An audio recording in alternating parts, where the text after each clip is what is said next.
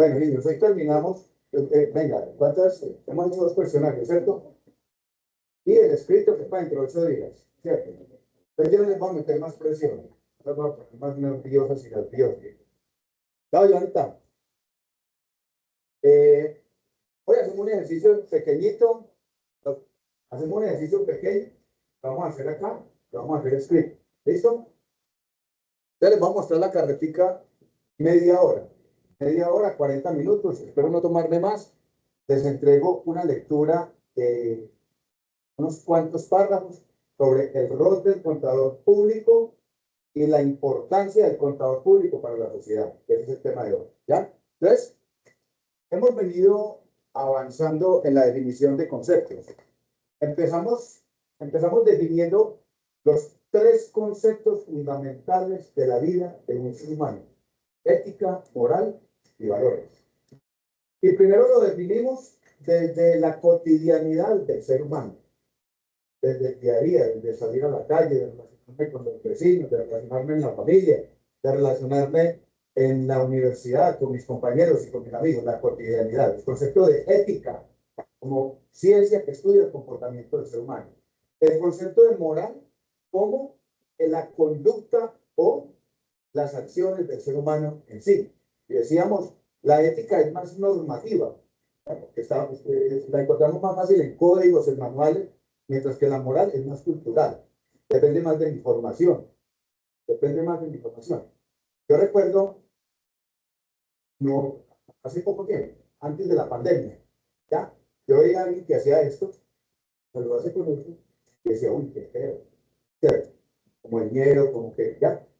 Y lo tuvimos que hacer por obligación. Mire cómo el tema del moral cambia, dependiendo del contexto y dependiendo de la época que estemos viviendo, Donde mi abuelito hubiera escuchado las canciones de Maluma y de Karol G, le hubiera dado un infarto, no hubiera resistido. Hoy en día es normal. Es normal que un cantante diga a la mujer perra, y la mujer lo cante a grito y se ríe, ¿ya? Para mi generación y de aquí para atrás sería algo inmoral. Yo llamo a una mujer perra. De esta generación hacia adelante suena normal. Y las mismas mujeres lo cantan y lo corean. Entonces, concepto de moral, pero hay un concepto que no es negociable, que es el principio de igualdad. Eso sí va intrínseco en el ser humano. Y repito, como dije anteriormente, no es que los valores hayan desaparecido, es que nosotros nos hemos alejado de ellos. Luego, entonces definimos el concepto de ética desde la cotidianidad. Luego definimos el concepto de ética desde el ejercicio profesional y laboral. ¿Cuál es la diferencia entre la ética personal y la ética profesional? Que la ética personal es el día a día del ser humano. En la ética personal no hay coacción. A ti no te van a mandar a la cárcel por gritar a otra persona. En la ética profesional sí lo hay. En la ética profesional dice el código de ética laboral que debes respetar. Y si no respetas a un usuario, no respetas a un cliente, no respetas a un compañero, o a uno de tus jefes, o a uno de tus subalternos, pues te verás enfrentado a una sanción. Eso se llama la coacción. No, creo que fue una viejita, ya porque está más viejita que yo, no hagan de pegar. Para la oficina hay que ir un registro. Yo le digo, vaya, pague. Cuando fue y lo pagó, le entregué el registro, se fue, me dijeron que esto no era, y me lo tiró acá. Que no, que yo le pedí un registro de función. Le dije, vale, usted me pidió el registro de nacimiento del señor, coincidió con que los dos estaban ahí. Le di de nacimiento, usted me pidió. Oiga, y gracias, me tiró ese registro en la cara. Entonces yo por allá, como en la angustia, dije, no, inteligencia emocional, respire, porque yo no puedo tratar mal a esta señora. Cuando fui y busqué, encontré el papelito en Estados Unidos, que dice, registro de nacimiento de fulano de tal, y eso lo... Entonces, casi claro, muy complicado. Entonces, la coacción, de hecho, a veces perdemos el sentido de la esencia de lo ético en lo profesional, cuando nos fijamos mucho en la sanción, en la coacción, ¿ya? Entonces, bueno, yo no puedo gritar a nadie porque no lo debo hacer, no porque me van a sancionar, entre otras cosas, porque yo me altero.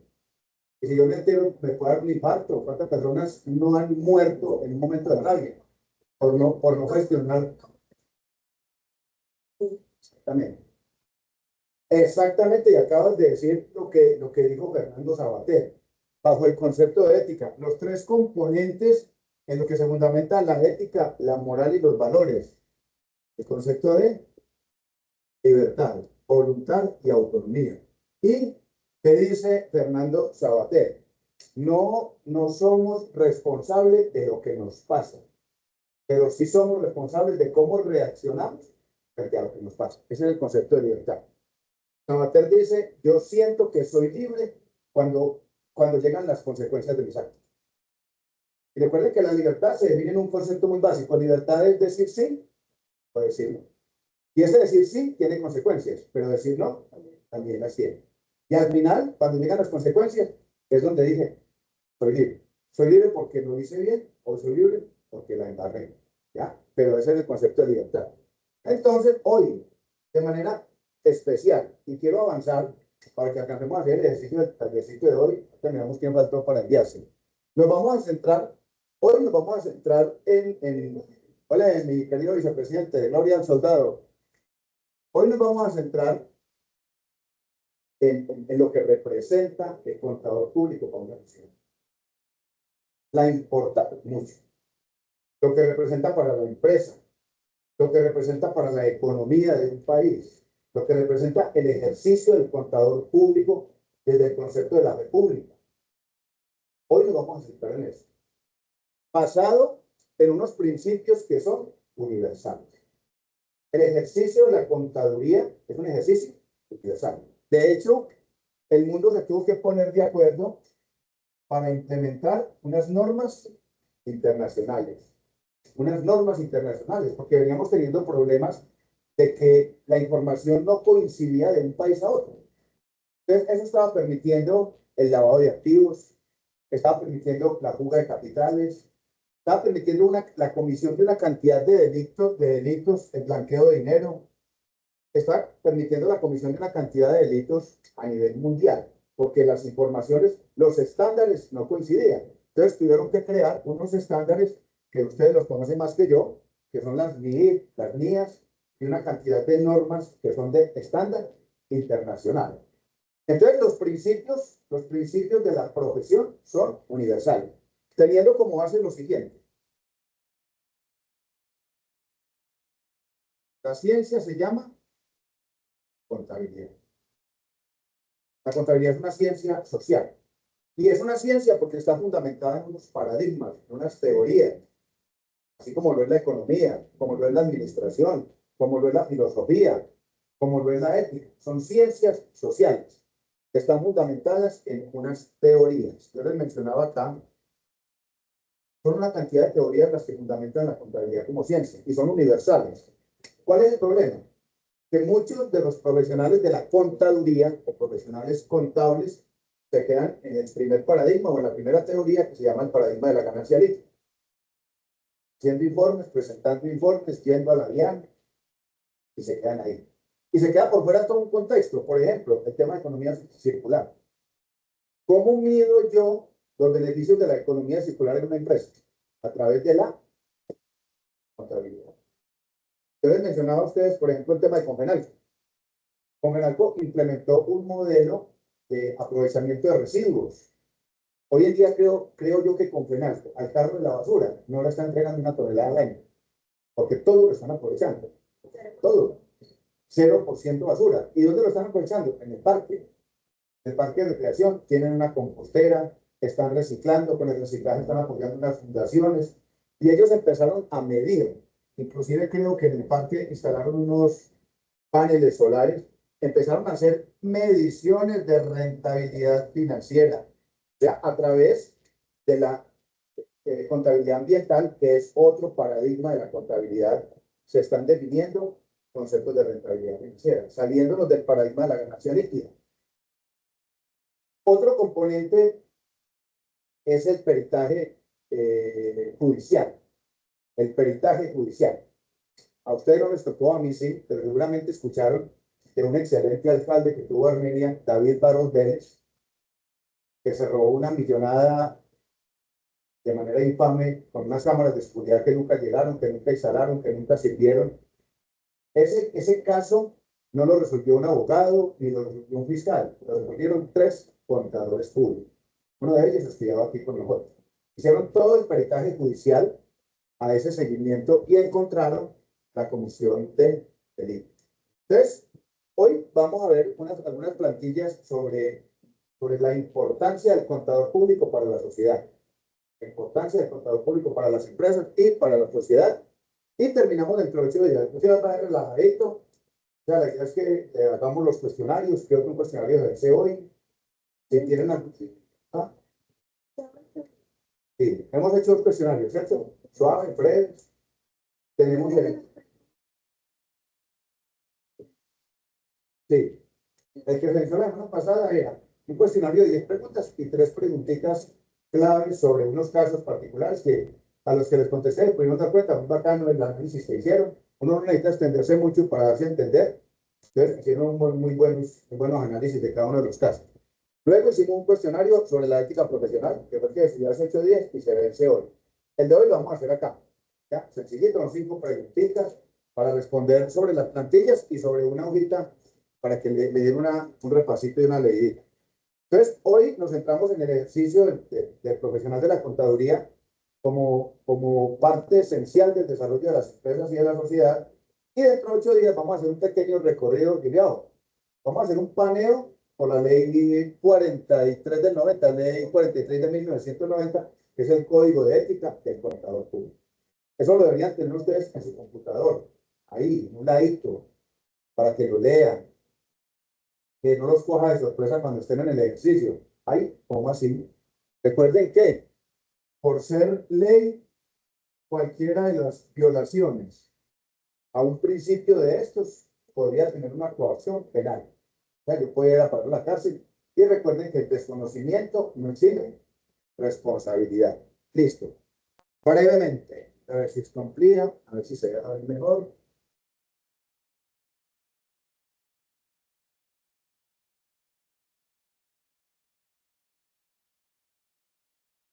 Bueno, lo primero. Oye, así ya puedes decir, hermano. Siempre llegando tarde, ¿no? Lo primero. Vamos a empezar desde lo local. El concepto de contador público como profesional está definido en el artículo 1 de la ley 43 de 1990. No, ahí no buscar nada. Apenas buscar y salir. O sea, así está. Ley 43 de 1990. Primero, dice, el contador público es una persona, un profesional, una persona natural, que lógicamente podrá constituir persona jurídica. ¿Cuándo una persona natural se constituye persona jurídica? ¿Cuándo qué? Cuando se convierte en empresa. Recuerden que en la inscripción de empresas en Cámara de Comercio, Código Civil colombiano y el Código Comercial, se admite la creación de empresas unipersonales. Pero lo primero, para el reconocimiento, para el reconocimiento profesional, dice el Código de Ética del Contador Público, la Ley 43 de 1990, que será una persona natural, que tiene una acreditación. Y esa acreditación la hace primero mediante el proceso de formación profesional. Y segundo, mediante la inscripción ante quién. ¿Dónde tienen ustedes la tarjeta profesional? Consejo Nacional de Contadores. O sea, usted no podrá ejercer, no podrá dar fe pública, no podrá firmar, atestar documentos o estados financieros si no tiene una certificación, una tarjeta. Ya están certificados. Una tarjeta profesional que los acredita. Y la violación a esa ley 43, a ese código de ética del contador, puede dar como coacción, inclusive, la suspensión temporal o definitiva de esa tarjeta profesional, cuando se viole alguno de esos principios.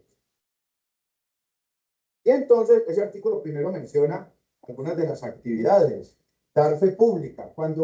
¿Qué es dar fe pública? Es certificar algo, un documento público, que es lo que hacen los notarios.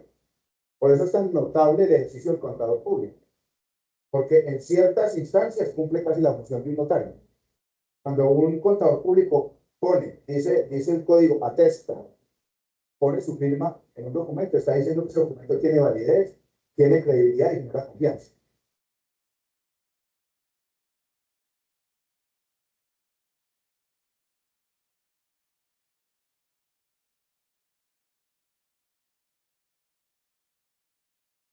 Y empezamos entonces mencionando por qué es importante el ejercicio del contador.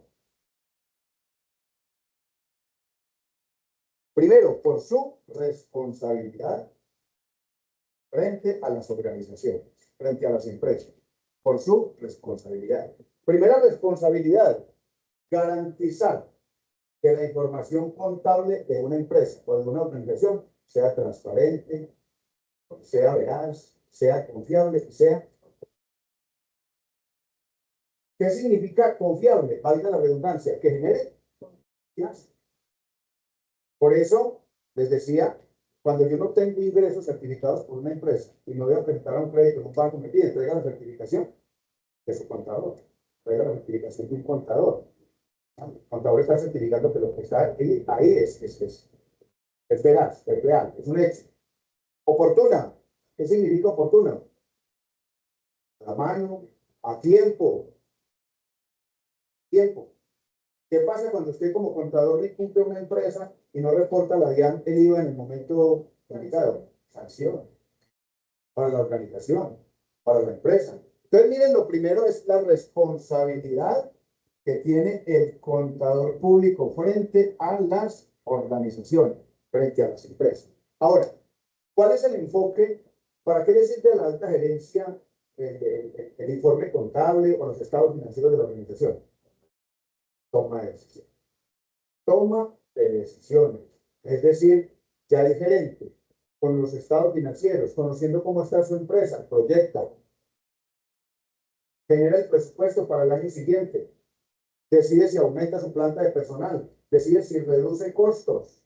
Por eso el contador de hoy asume un rol más amplio que lo vamos a ver ahora, que más allá de recibir y de firmar estados financieros.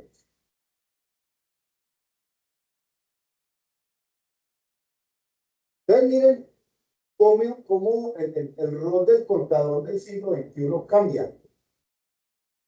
Nosotros veíamos el contador del siglo XX en el paradigma de la ganancia líquida, haciendo informes. Y uno tenía su contador para que le hiciera la declaración de renta y las empresas tenían su contador o su grupo de contadores simplemente para los estados financieros.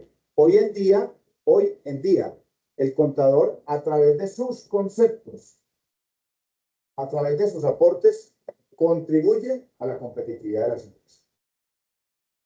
Contribuye, porque ya lo mencionábamos, todo el componente de toma de decisiones dentro de la organización.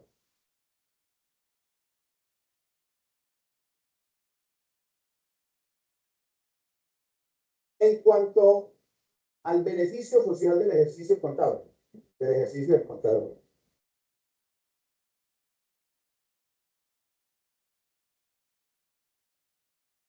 Producto Interno Bruto. ¿Qué significa esto? Producto Interno Bruto. Esto es uno de los principales indicadores. Es uno de los principales indicadores de la economía de un país. Recuerden, el Producto Interno Bruto, el índice de precios al consumidor, la inflación, son indicadores que determinan cómo está la economía, cómo está el país, cómo está la región. Producto Interno Bruto, la balanza comercial, cuánto estamos importando, cuánto estamos exportando. Pregunto, ¿cómo se construirá el Producto Interno Bruto de un país? Bienes y servicios. Bienes y servicios. Es decir, los bienes y servicios que produce y comercializa un país en un periodo determinado. ¿Y de dónde saldrá la información para construir ese indicador? De las empresas. La información para consolidar el Producto Interno Bruto de una región.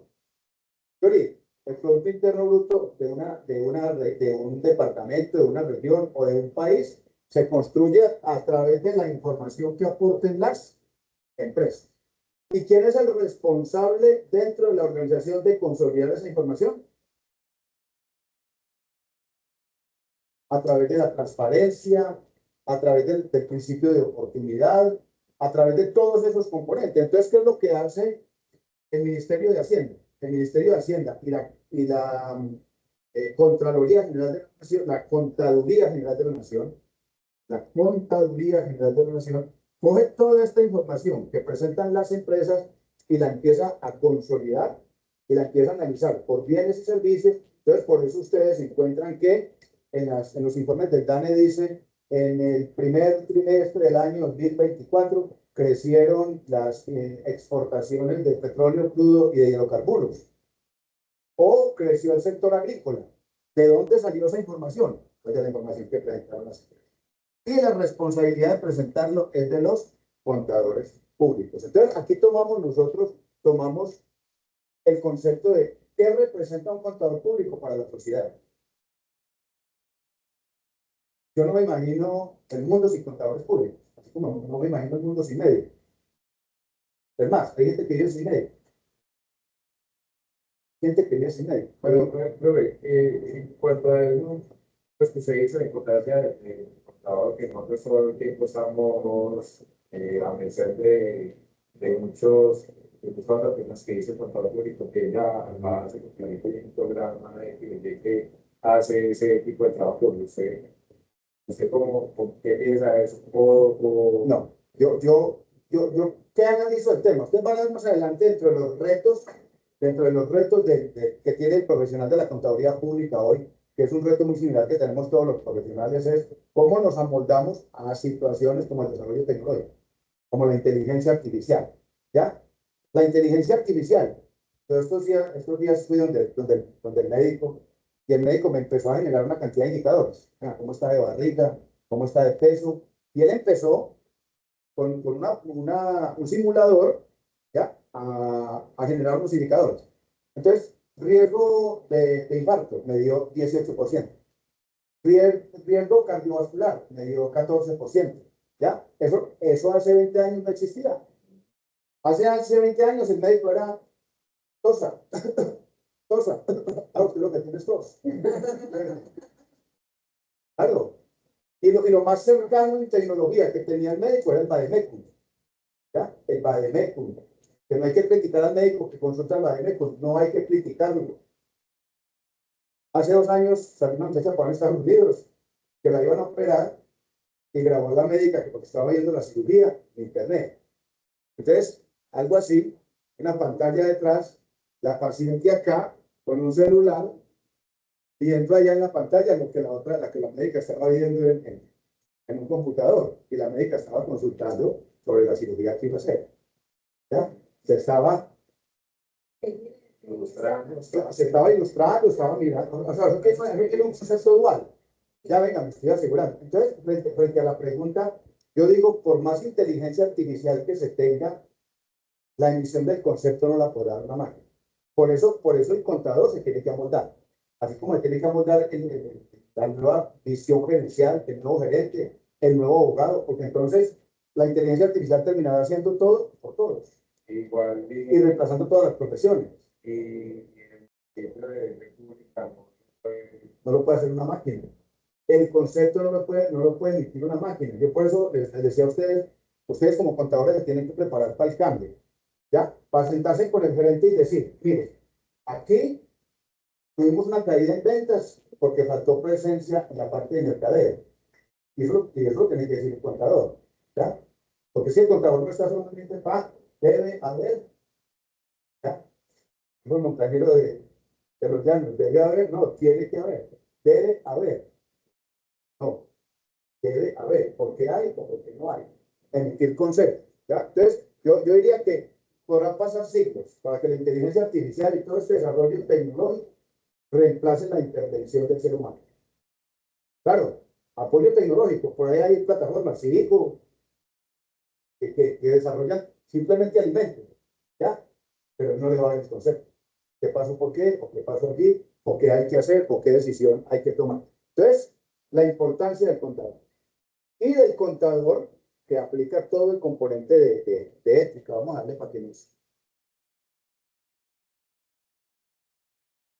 Estos principios que vamos a ver acá son principios universales del ejercicio contable. Son principios universales, porque dentro de 8 días le vamos a dar un recorridito a los principios que se adoptaron en la ley 43 en Colombia, que vamos a ver que tienen que ser coincidentes, porque la profesión es universal. Ese primer principio, así lo toma la profesión a nivel mundial. El primer principio del que se habla es de la integridad. Una persona es íntegra cuando cumple con una cantidad de requisitos, ¿ya? Cuando desarrolla una cantidad de principios y valores. ¿Ya? Y lo primero que genera la integridad en una persona, en este caso en un contador público, lo primero que genera es confianza. Una persona que es honesta, una persona que es transparente, una persona que es oportuna, una persona que es clara en la presentación de la información, una persona que no se presta para situaciones adversas, es una persona íntegra. Y esa persona íntegra genera confianza. Genera confianza.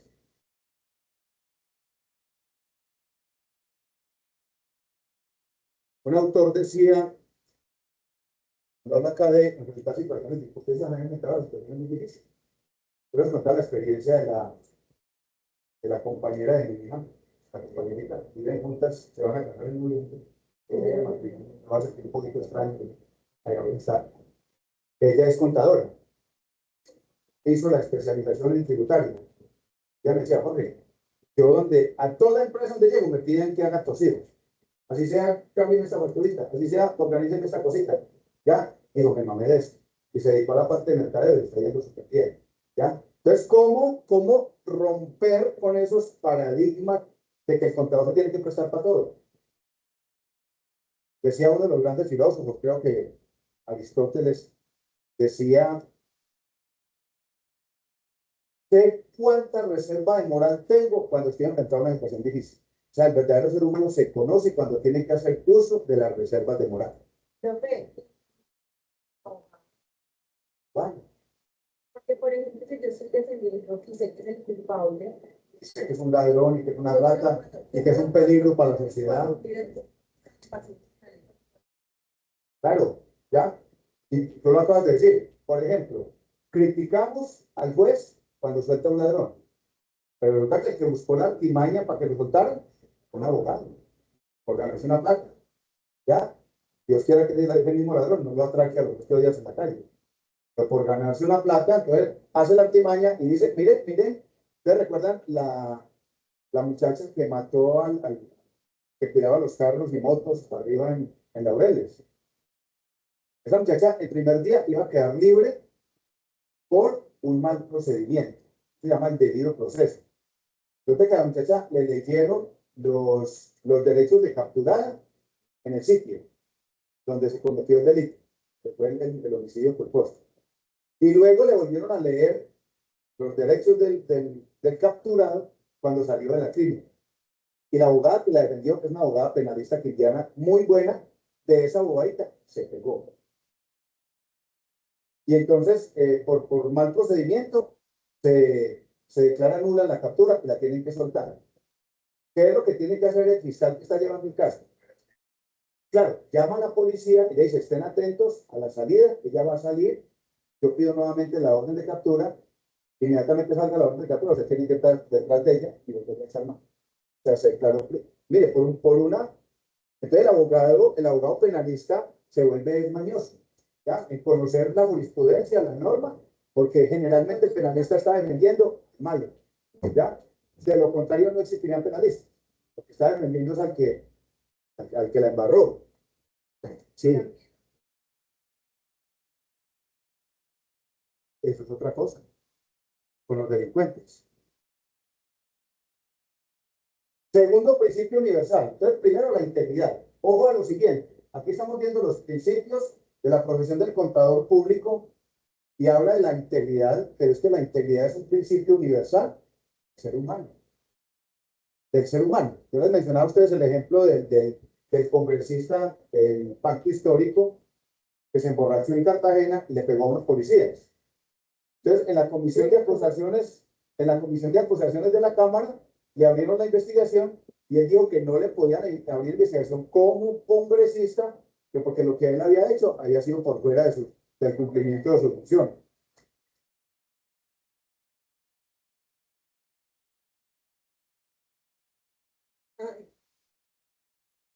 Claro.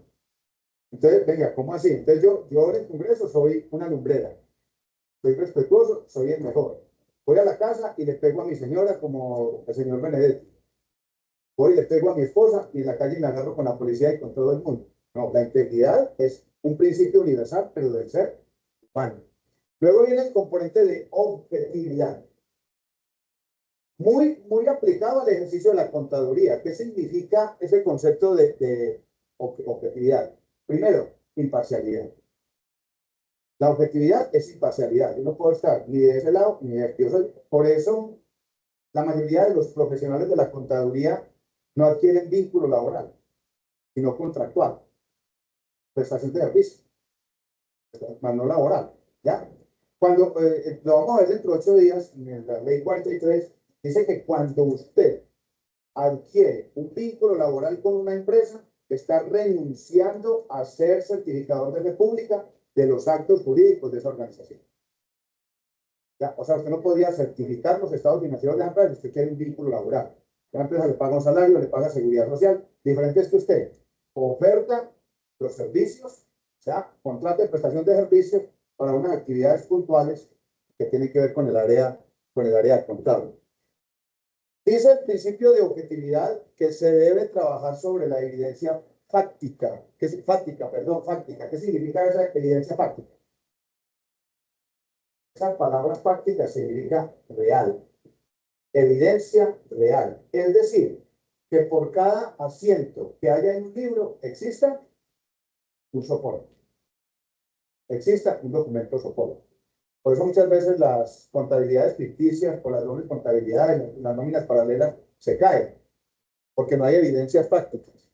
Y bajo este principio de objetividad, el contador público debe evitar el conflicto de interés.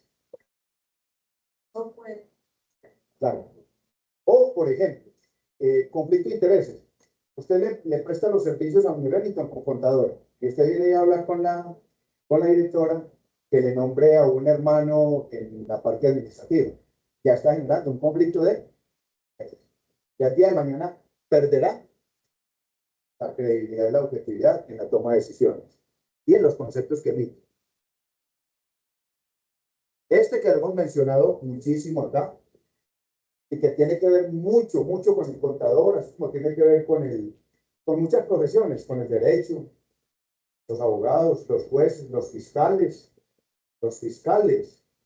¿Tienen ustedes el qué? El cura, cuando confiesa. ¿Cuántas cosas no hablan los curas? Por Dios.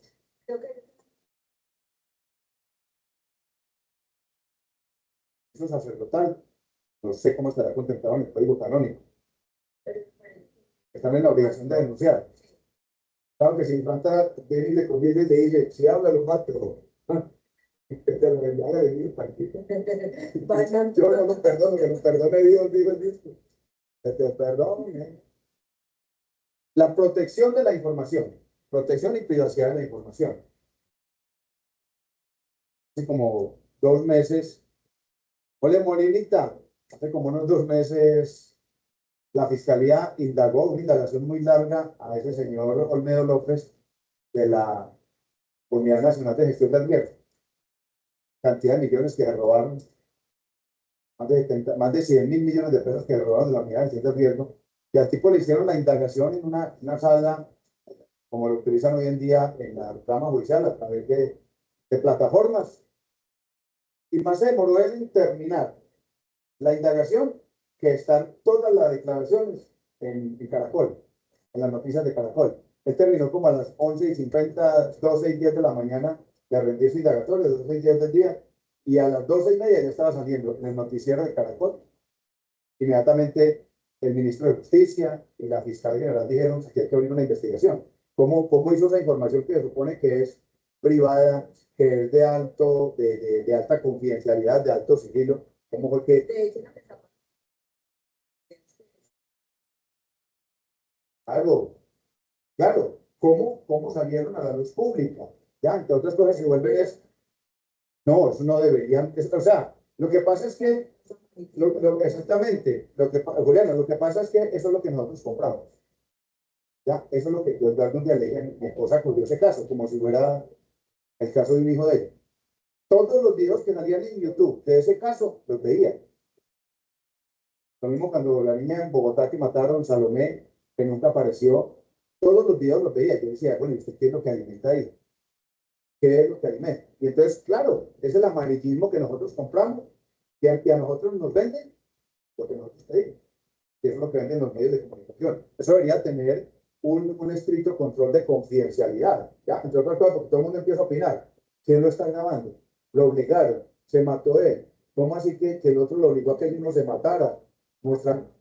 No, eso es terrible. Esa información que sale de esa persona se identifica de la nada, implica, puede ser también, Claro, sí, puede llevar a un castigo penal. claro. Pues más que penal, no. Es coacción si es un servidor público o si pertenece a alguna organización. Puede ¿Ya? perder de su título ¿Sí? legislativo. Mire, por ejemplo, sucedió aquí en Finlandia,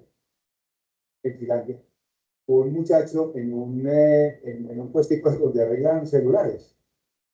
Entonces, una niña muy elegante, muy bonita, le llevó el celular a arreglar y el bobo se le metió hasta donde le encontró y le encontró un poco de videos fuertecitos y al pendejo le pareció, muchas gracias, sí, publicarlo.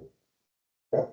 Entonces, la niña lo demandó, ¿ya? Y no pasó absolutamente nada.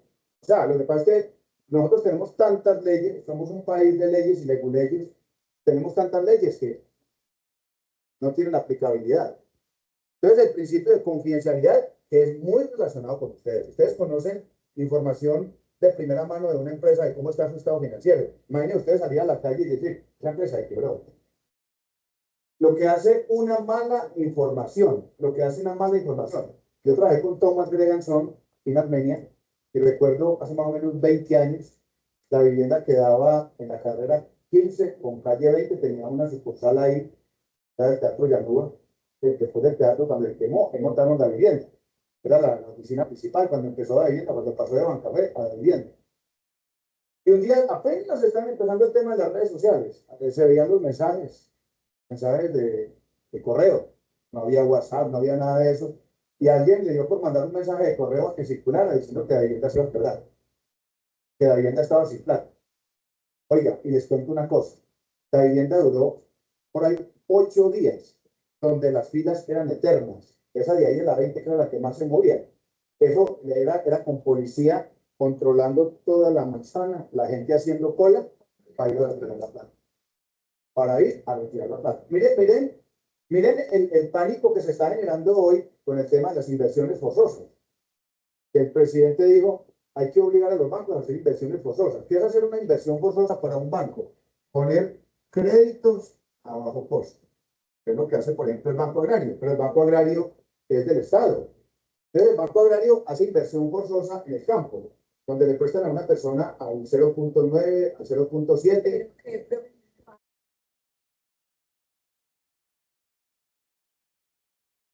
Claro, entonces el presidente está obligando a que los bancos privados hagan inversión forzosa. ¿Y qué están diciendo todos los contrarios políticos?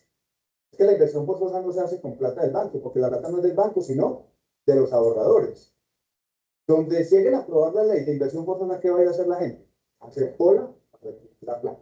Lo que hace el mal manejo de la información o lo otro, violar esos cánones de responsabilidad con la empresa, de privacidad, porque la empresa le está confiando a usted, le está confiando su información. Usted no puede salir a divulgarla brevemente. Este otro principio universal. Son poquitos los principios universales que plantea el ejercicio de la contaduría, pero en esos 4 o 5 principios está enmarcado todo el ejercicio de la profesión. Yo miro que no parto de la tarde, a las 7:30 leí.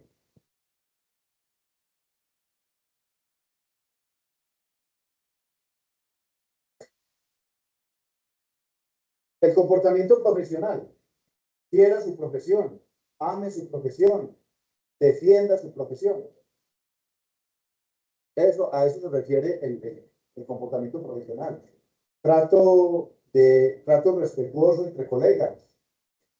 A veces entre nosotros mismos nos pisamos la manguera, nos tiramos duro. Ame su profesión. Yo soy administrador de empresas y amo mi profesión. Todo el mundo tiene la capacidad de gerenciar, pero para gerenciar hay que formarse, hay que capacitarse, hay que conocer los modelos gerenciales. Amo y defiendo mi profesión. Sea respetuoso, sea cumplidor de las normas, sea cumplidor de las leyes, sea cumplidor, sea amable.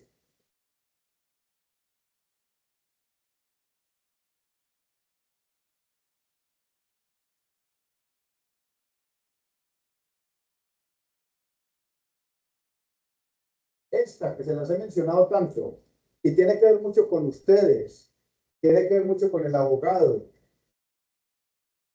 Recuerden que Colombia es un país de alta inseguridad jurídica y tributaria.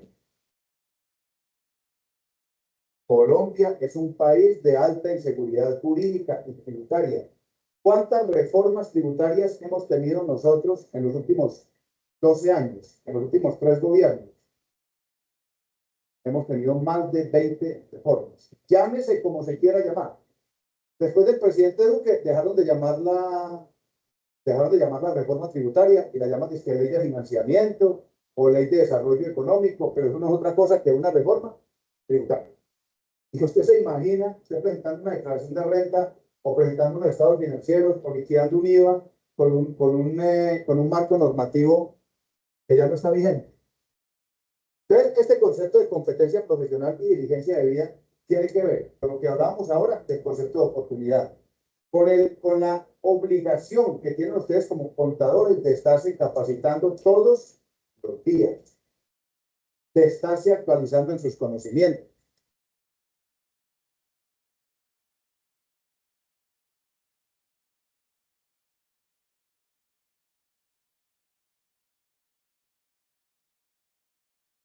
Esos que vimos ahí, entonces, son los principios universales. Lo vamos a encontrar en la ley 43 de 1990. Dentro de que vamos a hacer un paneíto, ahí un suavecito, traemos un dulce para nos descuidamos. Los vamos a encontrar reflejados en el Código de Ética del Contador Público en Colombia, pero son principios universales. ¿Qué le preocupa hoy a los profesionales de la contaduría a nivel mundial? Primero, el uso de información privilegiada. ¿Qué le preocupa? Le preocupa que el contador público que esté utilizando información que no le corresponde, que es de cualquier empresa, para negociar, para extorsionar, ya, uso inadecuado de información privilegiada. Son una de las grandes preocupaciones de la profesión a nivel mundial. Brevemente.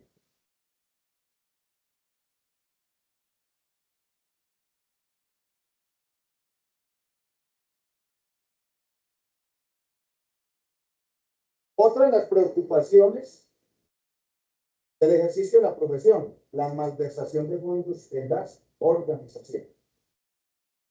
Yo digo que el ejercicio del contador es fácil. Identificar en una empresa que hay malversación de fondos a través de conflictos de intereses. ¿Qué es la malversación de fondos? Lo que llama la Procuraduría uso indebido de recursos. ¿Ya? Uso indebido de recursos. Cuando hay sobrecostos en mano de obra, sobrecostos en materia prima y que luego empiezan a ser dibujados porque es el lavado de activos, es malversación de fondos o malversación de recursos dentro de la organización. Otra de las preocupaciones a nivel mundial, el fraude fiscal. Muchas empresas, recuerden,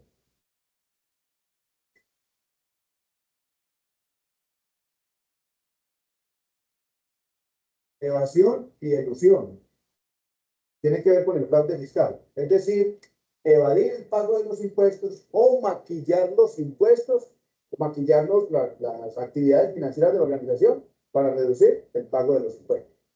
Evasión de impuestos a través de contrabando, a través de lavado de activos o elusión a través de lavado de activos o a través de otros vicios. Entonces, hay muchas empresas que buscan la manera de no pagar sus impuestos completos. ¿En quién se tiene que apoyar para hacer eso?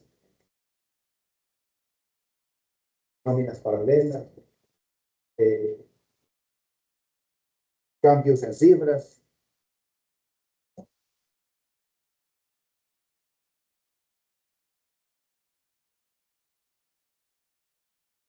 Claro.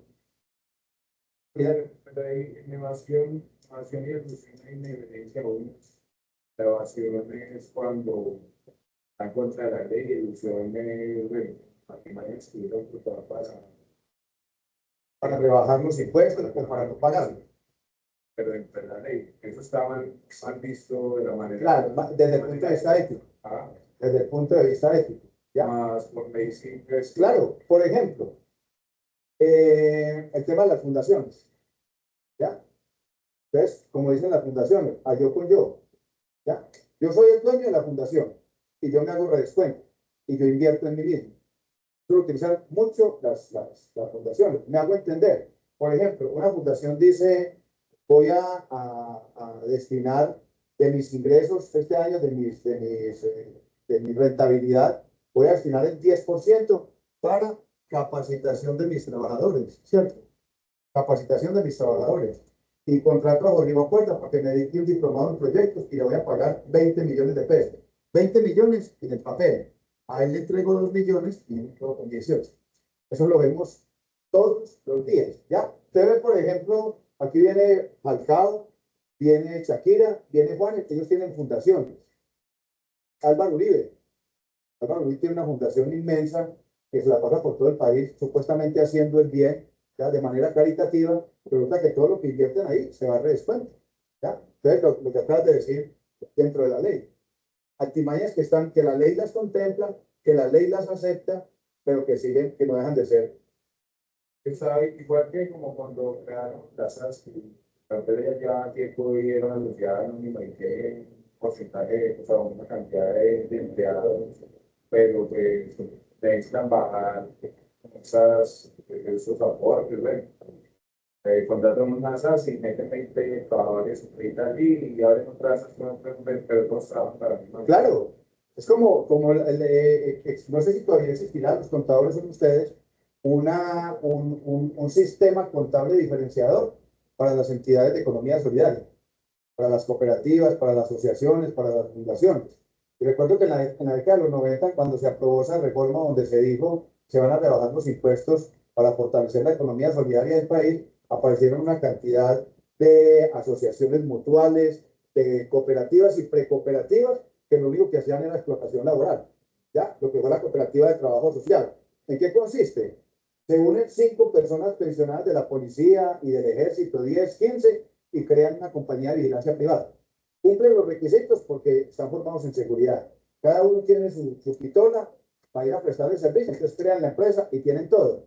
Y resulta que bajo esa figura se unían 3, 4 abogados, iban y contrataban a los policías pensionados, les pagaban un salario mínimo y a la empresa le cobraban 4 o 5 millones de pesos por ese servicio. ¿Ya? O sea, simplemente lo que hacían era aprovechar la ley para realizar explotación laboral. Bueno, ¿qué proponen a nivel mundial? ¿Qué se propone para evitar que se caigan en todos esos riesgos y en todas esas situaciones? Lo primero dicen las agremiaciones mundiales de contadores que se deben crear códigos de conducta. ¿Y qué son los códigos de conducta? Códigos de comportamiento, el código de, pues en el caso de Colombia, muy seguramente en todos los países está reglamentado a nivel de ley. A nivel de ley. Una ley en la estructura jurídica del país, está en el segundo rango después de la constitución política. Por eso el peso que tiene. Después de la ley están los decretos, están las resoluciones, los decretos con fuerza de ley que los expide el presidente sin tener que pasar por el Congreso, pero todos en el marco de la Constitución, en el marco constitucional. Entonces, en el caso de Colombia se le da, imagínense el valor que tiene el ejercicio del contador público, que su código se elevó a categoría de ley. La nación puede llevar coacción penal. Entonces, primero, definir un código de ley. Colombia lo tiene. Segundo, es muy complejo. Es crear la cultura de la denuncia. Eso es muy difícil. Es muy complicado. O sea, usted en una empresa ve que hay evasión, no, yo salgo corriendo, ¿cierto? De Buenavista se vengó, y si no me vengo me matan. Toca ir corriendo. Fomentar la denuncia de las irregularidades.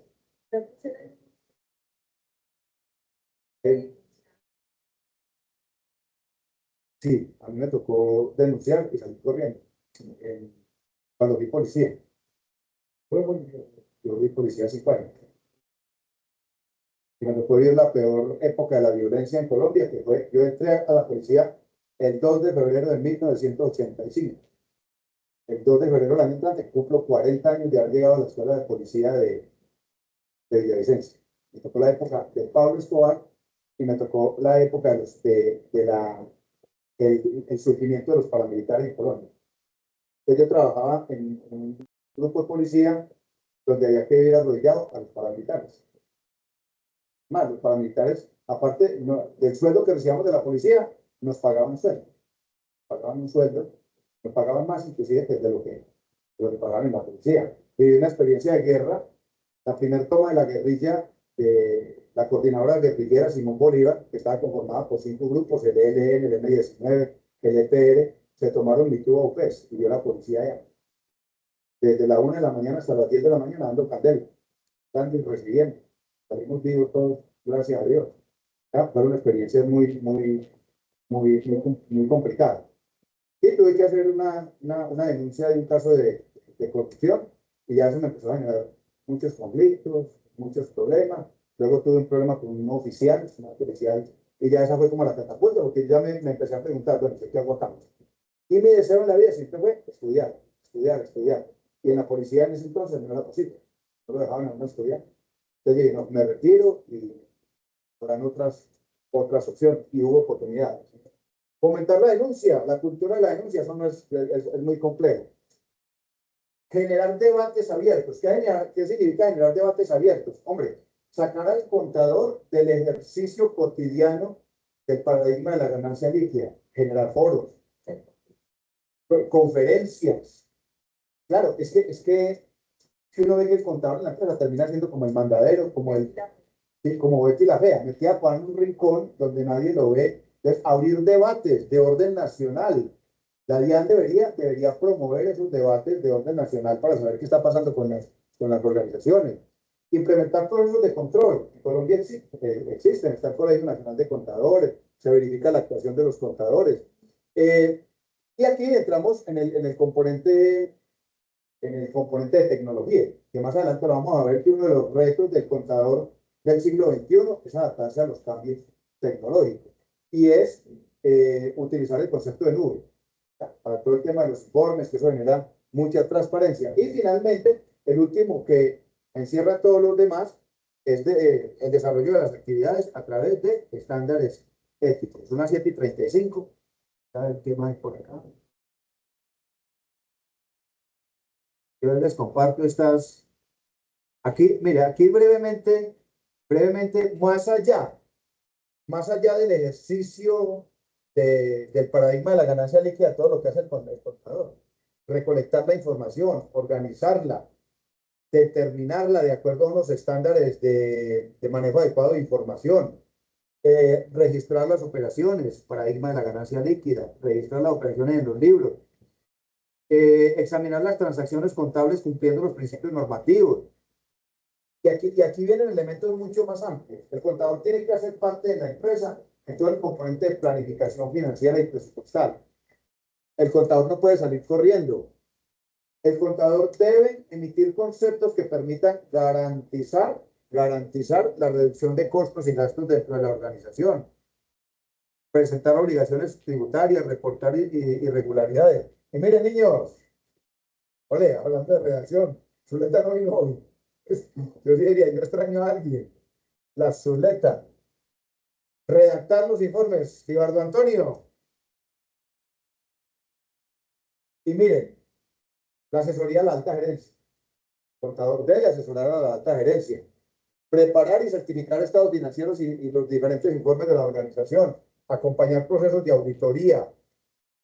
El contador, además de contador, puede oficiar dentro de la organización como auditor. Representar legalmente a la organización. Les voy a contar una cosa. Más o menos el 40 o el 45% de los profesionales que han hecho con nosotros la especialización en alta gerencia son contadores. Contadores, ejercicio gerencial, ¿ya? Ejercicio, representar legalmente a una empresa, brindar asesoría a la organización en aspectos técnicos, financieros. Ahorita le está preguntando a ella si Dale, compañerito de lucha, Solomon. Aléjalo, muchacho, hombre. Sí. Lady Diana, Lady Tatiana.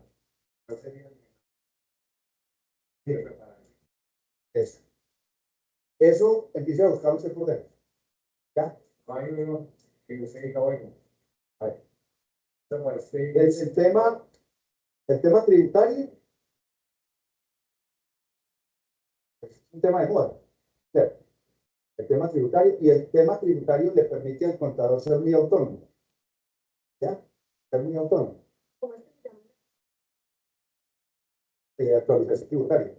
¿Ya? Y hay una que es legislación tributaria nacional e internacional. Yo me centraría, pues si me voy a enfocar por la parte tributaria, me centraría en Colombia. O sea, actualización tributaria. ¿Ya? Entre otras cosas que yo permanentemente me tengo que estar actualizando en conceptos tributarios.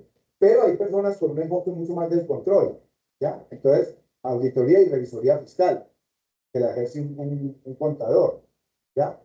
O alguno dirá, no, yo dentro de la empresa estoy muy enfocado hacia la parte gerencial, entonces quiero hacerla en alta gerencia, porque tengo oportunidades dentro de la organización. Yo pienso que uno analiza como su momento histórico, su momento profesional y el momento del contexto. ¿Ya? ¿Dónde me ve? ¿Dónde me ve? Entre otras cosas, porque una especialización dura un año, entonces yo hago una especialización, sigo ejerciendo, luego me hago la otra. Yo me acuerdo la primera especialización que hice, la hice en formulación de proyectos. Y fue porque en el momento estaba viviendo un contexto de una necesidad de formuladores de proyectos en el departamento del Quindío y me sirvió muchísimo. En un año terminé y fui como uno de los pioneros en el tema de formulación de proyectos bajo la metodología general ajustada. Y eso me sirvió mucho. Es como el contexto que uno tiene que analizar y sobre todo la vocación. Que usted no sienta que venga, que yo voy a ser tributaria, o que, y al final no, que pereza eso. Sí, el costo. En Remington, sin detrimento de la calidad. Exactamente. Esa de alta gerencia la tiene la Remington y la tiene la Universidad Pontificia Bolivariana. En la Pontificia vale alrededor de 14 o 15 millones de pesos. En la Remington vale alrededor de 8 millones de pesos. 7 y medio, 8, o sea, la mitad. Y usted dice, ¿eso es que aquí es de mala calidad? No. Aquí tenemos inclusive, dentro de los profesores de la especialización en alta gerencia, hay 2 doctores. Doctor en administración y doctor en economía. Acá, en la especialización de alta gerencia nuestra, el profesor de competitividad es Armando Rodríguez Jaramillo. Y Armando Rodríguez Jaramillo es el director de competitividad de la Cámara de Comercio de Armenia, del Quindío. Y ese señor fue miembro de la Comisión Nacional de Competitividad. O sea, ¿quién mejor para hablar del tema que él? Y es profesor acá y en la Bolivariana. ¿Ya? Entonces, el nivel técnico es lo mismo. Es una especialización certificada en alta calidad por el Ministerio de Educación. El tema es muy bacano, es muy variado y vas a tener una especialización. ¿Ya? Lo que yo les digo es el enfoque que usted le quiera dar a su selección. Lo que sí es que hay que pensar, hay que ir pensando en una especialización. Sí o sí. Listo, brevemente les voy a pasar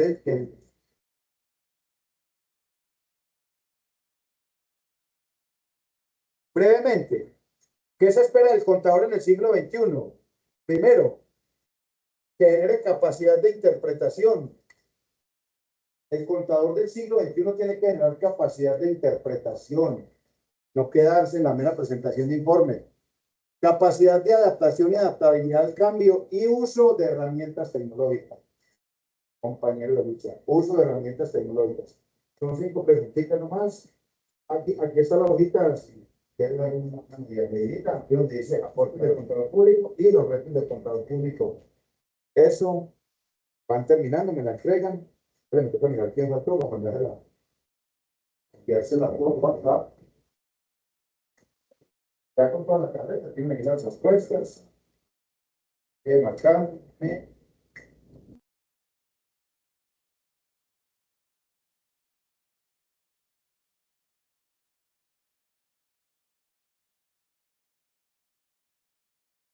Cris, ya no, Julián, ok, se quede. No.